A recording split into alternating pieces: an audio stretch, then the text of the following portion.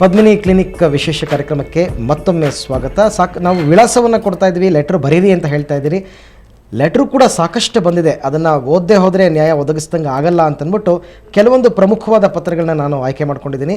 ಡಾಕ್ಟ್ರೇ ಸುರೇಶ್ ಅಂತಕ್ಕಂಥವ್ರು ಮಂಡ್ಯದಿಂದ ಬರೆದಿರತಕ್ಕಂಥ ಪತ್ರ. ಇವರು ತುಂಬ ಸಿಂಪಲಾಗಿ ಕ್ವೆಶ್ಚನ್ ಕೇಳಿದರೆ, ಫೈಮೋಸಿಸ್ ಅಂದರೆ ಏನು, ಇದು ಯಾರಿಗೆ ಬರುತ್ತೆ, ಇದಕ್ಕೆ ಕಾರಣಗಳೇನು ಮತ್ತು ಇದಕ್ಕೆ ಪರಿಹಾರಗಳೇನು ಅಂತಂದ್ಬಿಟ್ಟು. ಸೊ ತುಂಬ ಜನಗಳಿಗೆ ಜನರಲ್ ಆಗಿ ಹೇಳಬೇಕಾದಂತಹ ಒಂದು ಉತ್ತರ ಅಂತ ಅನ್ಸುತ್ತೆ. ಫೈಮೋಸಿಸ್ ಅಂದರೆ ಶಿಶ್ನದ ತುದಿದು ಚರ್ಮ ಬಿಗಿ ಚರ್ಮ ಇರೋದು. ಬೆಳವಣಿಗೆನಲ್ಲೇ ಅದು ಸ್ವಲ್ಪ ಗಟ್ಟಿಯಾಗಿ ಅಂಟ್ಕೊಂಡು ಅದು ಬಿಗಿ ಚರ್ಮ ಆಗಿರೋದ್ರಿಂದ ಅದು ಸಲೀಸಾಗಿ ಮುಂದಿನ ಚರ್ಮನ ಹಿಂದೆ ಮುಂದೆ ಅದನ್ನು ಮಾಡೋದಕ್ಕೆ ಆಗೋದಿಲ್ಲ. ಅದು ಹುಟ್ಟಿದಿಂದನೇ ಇರುತ್ತೆ. ಕೆಲವರಲ್ಲಿ ಆಮೇಲೆ ಕೂಡ ಕೆಲವು ಸಲ ಬಹಳಷ್ಟು ಸೋಂಕುಗಳಾಗ್ಬಿಟ್ಟು ಶಿಶ್ನದಲ್ಲಿ ಸೋಂಕಾಗಿ ಚರ್ಮ ಅಂಟ್ಕೊಂಡಂಗಾಗಿ ಅಂಥ ಸಮಯದಲ್ಲಿ ಕೂಡ ಕೆಲವು ಸಲ ಚರ್ಮನ ಹಿಂದೆ ಮುಂದೆ ಮಾಡೋದಕ್ಕಾಗಲ್ಲ. ಬಟ್ ಸಾಧಾರಣ ಬಹಳಷ್ಟು ಜನರಲ್ಲಿ ಫೈಮೋಸಿಸ್ ಅಂತ ಬರೋದು ಅದು ಬೆಳವಣಿಗೆಯಿಂದ ಇರೋವಂಥದ್ದು. ಅದನ್ನ ಅವರು ಮೊದಲೇನೆ ನೋಡಿಕೊಂಡು ಮದುವೆಗೆ ಮುಂಚೆನೆ ಅದನ್ನ ಒಂದು ಸುನ್ನತಿ ಅಂತ ಬಹಳ ಸಿಂಪಲ್ ಆಪರೇಷನ್ ಅದು, ಅದನ್ನ ಮಾಡಿಸಿ ಆ ಚರ್ಮ ತೆಗೆದು ಸರಿ ಮಾಡ್ತಾರೆ. ಇಲ್ಲ ಅಂದ್ರೆ ಏನಾಗುತ್ತೆ, ಅದರಿಂದ ಕೆಲವು ಲೈಂಗಿಕ ಸಮಸ್ಯೆಗಳು ಬರುತ್ತೆ. ಸಂಭೋಗ ಕ್ರಿಯೆಗೆ ತೊಂದರೆ ಆಗ್ಬೋದು, ನಿವೃ ದೌರ್ಬಲ್ಯ ಆಗ್ಬೋದು, ಅಥವಾ ಶೀಘ್ರ ಸ್ಖಲನ ಆಗ್ಬೋದು.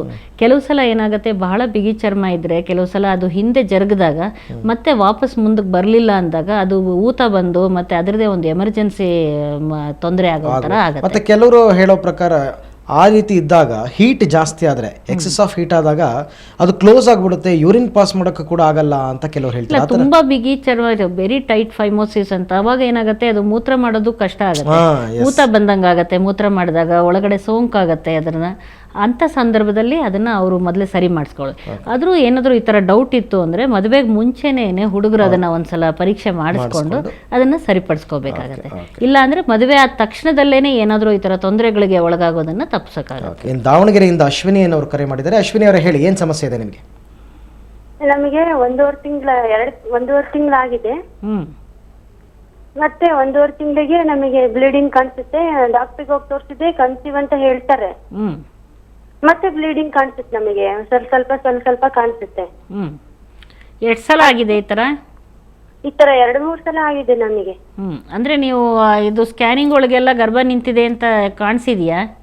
ಹಾ, ಕನ್ಸೀವ್ ಆಗಿದೆ. ಕನ್ಸೀವ್ ಆಗಿ ಆ ಥರ ಆಗಿರೋದು 2-3 ಸಲ. ಅದು ಡೆಫಿನೆಟ್ ಆಗಿ ಕನ್ಫರ್ಮ್ ಪ್ರೆಗ್ನೆನ್ಸಿ ಅಂತ ಹೇಳಿದ್ರ ಅವರು? ಕನ್ಫರ್ಮ್ ಹೇಳಿದ್ದಾರೆ. ಹಂಗೆ ಮುಟ್ಟು ಕಾಣಿಸ್ಕೊಂಡು ಹೋಗ್ಬಿಡ್ತಿದ್ದೆ. ಅದರಿಂದ ತುಂಬಾ ಬೇಜಾರಾಗ್ಬಿಟ್ಟಿದೆ ನನಗೆ. ಅದು ಬೇಜಾರೇನು ಮಾಡ್ಕೋಬೇಡಿ. ಒಂದು ಕೆಲವು ಕಾರಣಗಳಿಂದ ಅದು ಪದೇ ಪದೇ ಆಗುವಂಥ ರಿಕರೆಂಟ್ ಅಬಾರ್ಷನ್ ಅಂತ ಹೇಳ್ತಾರೆ ಅದಕ್ಕೆ. ಅದರಿಂದ ನೀವು ಅದು ಕೆಲವು ಪರೀಕ್ಷೆಗಳನ್ನ ಮಾಡಿಸ್ಕೋಬೇಕಾಗತ್ತೆ. ಪರೀಕ್ಷೆ ಮಾಡಿಸಿ ಮುಂದಿನ ಗರ್ಭಧಾರಣೆ ಪ್ರಾರಂಭ ಆಗೋಕ್ಕೆ ಮುಂಚೆ ಫೋಲಿಕ್ ಆ್ಯಸಿಡ್ ಎಲ್ಲ ತೊಗೊಂಡು ನಂತರ ಕೂಡ ಕೆಲವು ಪರೀಕ್ಷೆಗಳು ಮಾಡಿ ಹಾರ್ಮೋನ್ ಟ್ರೀಟ್ಮೆಂಟ್ ಎಲ್ಲ ಕೊಟ್ಟಾಗ ಇದು ಕೆಲವು ಸಲ ಈ ಅಬಾರ್ಷನ್ ಆಗೋದನ್ನು ಕೂಡ ತಡೆಗಟ್ಟಕ್ಕಾಗತ್ತೆ. ನೀವು ಒಂದು ಸಲ ನಿಮ್ಮ ಗೈನಕಾಲಜಿಸ್ಟ್ ಹತ್ರ ಡಿಸ್ಕಸ್ ಮಾಡಿ ಡೀಟೇಲಾಗಿ ಎಲ್ಲ ಪರೀಕ್ಷೆಗಳನ್ನು ಆಗಿ ಚಿಕಿತ್ಸೆ ತೊಗೊಂಡ ಮೇಲೆ ನೀವು ಮುಂದಿನ ಗರ್ಭಧಾರಣೆಗೆ ಪ್ರಯತ್ನ ಮಾಡಿಮ್ಮ. ಅಂದ್ರೆ ಈಗ ಅವರಿಗೆ 1.5 ಮಂತ್ ಆಗಿದೆ ಅಂತ ಹೇಳ್ತಿದ್ರಲ್ಲ, ಬ್ಲೀಡಿಂಗ್ ಮತ್ತೆ ಏನೋ ಕಾಣಿಸ್ಕೊಂಡ್ರೆ ಮತ್ತೆ ಅಬಾರ್ಷನ್ ಆಗೋ ಸಾಧ್ಯತೆಗಳೇ ಜಾಸ್ತಿ. ಅದನ್ನ ಸ್ಕ್ಯಾನಿಂಗ್ ಮಾಡಿ ಎಲ್ಲ ನೋಡ್ಬೇಕಾಗತ್ತೆ, ಹಾರ್ಮೋನ್ ಲೆವೆಲ್ ಎಷ್ಟಿದೆ ಸ್ಕ್ಯಾನಿಂಗ್ ಮಾಡಿ ಎಲ್ಲಾನು ಅಂತ ಹೇಳ್ಬಿಟ್ಟು. ಪದೇ ಪದೇ ಆಗ್ಬೇಕಾದ್ರೆ ಕೆಲವು ಸಲ ಆ ಮಗುವಿನ ಬೆಳವಣಿಗೆನಲ್ಲೇ ತೊಂದರೆ ಇರುತ್ತೆ ಅಥವಾ ಅವ್ರ ಜೀವಕೋಶದಲ್ಲಿ ತೊಂದರೆ ಇದೆಯಾ, ಇದನ್ನೆಲ್ಲ ಕೆಲವು ಪರೀಕ್ಷೆಗಳನ್ನು ಮಾಡಬೇಕಾಗತ್ತೆ. ಇನ್ನು ಬೆಂಗಳೂರಿನಿಂದ ಲತಾ ಅಂತಕ್ಕಂಥವ್ರು ಕರೆ ಮಾಡಿದ್ದಾರೆ. ಲತಾ ಅವರೇ ಹೇಳಿ, ಏನು ಸಮಸ್ಯೆ ಇದೆ? ಹೇಳಿ ಲತಾ, ಸ್ವಲ್ಪ ಜೋರಾಗಿ ಮಾತಾಡಿ, ನಿಮ್ಮ ಸಮಸ್ಯೆ ಏನಿದೆ ಹೇಳ್ಕೊಳ್ಳಿ. ಹೇಳಿ ಲತಾ ಅವರೇ, ಕೇಳಿಸ್ತಾ ಇಲ್ವಾ? ನಮಸ್ಕಾರ, ಹೇಳಿ ಏನ್ ತೊಂದ್ರೆ ಅಂತ. ನನಗೆ ಆಪರೇಷನ್ ಆಗಿ ಇವಾಗ ಅದೇ ಗರ್ಭಕೋಶದ ಆಪರೇಷನ್ ಆಗಿ 1 ವರ್ಷ ಆಗಿದೆ. ನನಗೆ ಇವಾಗ ಜೊತೆಲೆಲ್ಲ ಇದ್ರೆ ತುಂಬಾ ಸೊಂಟ ನೋವು, ಬೆನ್ನು ನೋವು ಬರುತ್ತೆ. ಎಷ್ಟು ವಯಸ್ಸು ನಿಮ್ಗೆ? ನನಗೆ 37 ವರ್ಷ. 37 ವರ್ಷ. ಏನ್ ತೊಂದರೆ ಇದೆ ಅಂತ ಗರ್ಭಕೋಶ ತೆಗೆದಿದ್ರು? ತುಂಬಾ ಬ್ಲೀಡಿಂಗ್ ಬರ್ತಾ ಇತ್ತು, ಹೊಟ್ಟೆ ನೋವು ಬರ್ತಾ ಇತ್ತು ಅಂತ. ಹೌದಾ? ಈಗ ಸ್ವಲ್ಪ ಮಟ್ಟಿಗೆ ಆಪರೇಷನ್, ಈಗ ಏನಾದ್ರು ತೂಕ ಏನಾದ್ರು ಜಾಸ್ತಿ ಆಗಿದ್ರೆ ಮಾಡಿದ್ರೆ ಕೂಡ ಓವರೀಸ್ ಎಲ್ಲ ಕೂಡ ಏನಾದ್ರು ತೆಗೆದಿದ್ದಾರಾ? ಅಂಡಾಶಯ ಎಲ್ಲ ತೆಗೆದಿದ್ದಾರೆ ಅಂತ ಹೇಳಿದಾರ? ನಿಮ್ಮ ಗೈನಕಾಲಜಿಸ್ಟ್ ಅದು ಆಪರೇಷನ್ ಮಾಡಿದವ್ರು ಕೇಳಿದ್ರೆ ಹೇಳ್ತಾರೆ. ಏನಾದರೂ ಕಾರಣದಿಂದ ಈ ಅಂಡಾಶಯಗಳನ್ನು ತೆಗೆಯೋ ಸ್ಥಿತಿ ಬಂದಿದ್ರೆ ಕೆಲವು ಸಲ ಈ ಹಾರ್ಮೋನುಗಳು ಕೊರತೆ ಆಗಿ ಮೂಳೆ ಮೇಲೆಲ್ಲ ಅದರ ಎಫೆಕ್ಟ್ ಆಗಿರುತ್ತೆ. ಆವಾಗ ಸ್ವಲ್ಪ ಕ್ಯಾಲ್ಸಿಯಮ್ಮು ಮತ್ತು ಹಾರ್ಮೋನ್ ಚಿಕಿತ್ಸೆ ಎಲ್ಲ ಕೊಟ್ಟಾಗ ನಿಮ್ಗೆ ಇದೆಲ್ಲ ಕಡಿಮೆ ಆಗುತ್ತೆ. ಸ್ವಲ್ಪ ತೂಕ ಏನಾದರೂ ಬಹಳ ಜಾಸ್ತಿ ಆಗಿದ್ರೆ ಅದನ್ನು ಸ್ವಲ್ಪ ಕಡಿಮೆ ಮಾಡ್ಕೊಳ್ಳಿಮ್ಮ, ಆವಾಗ ನಿಮಗೆ ಬೆನ್ನೋವು ಅದೆಲ್ಲ ಕಡಿಮೆ ಆಗುತ್ತೆ. ಈಗ ಆಪರೇಷನ್ ಆಗಿ 1 ವರ್ಷ ಆಗೋಗಿದೆ, ಅದರಿಂದ ಆಪರೇಷನ್ದೇ ತೊಂದರೆ ಅಂತೇನು ಹೇಳೋಕ್ಕಾಗಲ್ಲ. ಬೇರೆ ಇತರೆ ಕಾರಣಗಳಿಂದ ನಿಮಗೆ ಆ ಥರ ಬೆನ್ನೋದಾಗಿರ್ಬೋದು. ಒಂದ್ಸಲ ಪರೀಕ್ಷೆ ಮಾಡಿಸ್ಕೊಳ್ಳಿ, ಗೊತ್ತಾಗುತ್ತೆ. ಓಕೆ, ಗುಲ್ಬರ್ಗದಿಂದ ಇಮ್ತಿಯಾಜ್ ಅನ್ನೋರು ಕಲೆ ಮಾಡಿದ್ದಾರೆ. ಇಮ್ತಿಯಾಜ್ ಅವರು ಹೇಳಿ, ಏನು ಸಮಸ್ಯೆ ಇದೆ? ಇಮ್ತಿಯಾಜ್, ನನ್ನ ಧ್ವನಿ ಕೇಳ್ತಾ ಇದೆಯಾ ನಿಮಗೆ? ಹಾ ಸರ್, ನಮಸ್ತೆ ಸರ್. ಜೋರಾಗಿ ಮಾತಾಡಿ ಸ್ವಲ್ಪ. ಹಾ ಸರ್, ಕೇಳಿಸ್ತಾ ಇದೆ. ಹೇಳಿ, ಏನು ಸಮಸ್ಯೆ ಇದೆ ಹೇಳಿ. ಸರ್ ನಮಸ್ತೆ ಸರ್. ಹೇಳಿ. ತೊಂದರೆ ಏನಿದೆ ಹೇಳಿ ಇಮ್ತಿಯಾಜ್ ಅವರೇ. ಮೇಡಮ್, ನನ್ನ ಎಂಗೇಜ್ಮೆಂಟ್ ಆಗಿದೆ ಮೇಡಮ್. ಹಾ, ಯಾವಾಗ ಮದುವೆ? ಮದುವೆ ಯಾವಾಗ ಮೇಡಮ್? ಇನ್ನ 3 ಮಂತ್ ಮೇಡಮ್. ಇವಾಗ ಏನು ತೊಂದರೆ ಇದೆ ಅನಿಸ್ತಾ ಇದೆ ನಿಮಗೆ? ಇಮ್ತಿಯಾಜ್, ಯಾವುದೇ ಹೆಸಿಟೇಷನ್ ಮಾಡ್ಕೋಬೇಡಿ, ಹೆದರ್ಕೋಬೇಡಿ, ಮುಕ್ತವಾಗಿ ಮಾತಾಡಿ, ಧೈರ್ಯವಾಗಿ ಜೋರಾಗಿ ಮಾತಾಡಿ, ಪರವಾಗಿಲ್ಲ. ಮೇಡಮ್, ನಮ್ಮ ಮೇಡಮ್ಗೆ, ನಮ್ಮ ಮಿಸ್ಸಸ್ಗೆ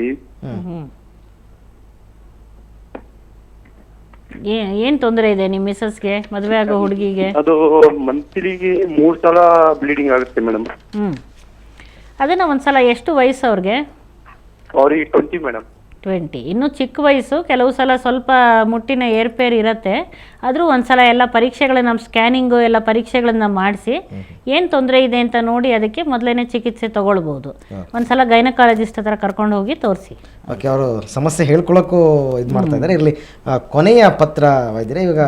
ಇವರು ಬರೆದಿರ್ತಕ್ಕಂಥದ್ದು ರಾಮಪ್ಪ ಅನ್ನೋರು. ನನಗೆ 45 ವರ್ಷ, ನನ್ನ ಪತ್ನಿಗೆ 39 ವರ್ಷ, ನಮಗೆ ಮದುವೆಯಾಗಿ 14 ವರ್ಷ ಆಗಿದೆ, ನಮಗಿನ್ನೂ ಮಕ್ಕಳಾಗಿಲ್ಲ.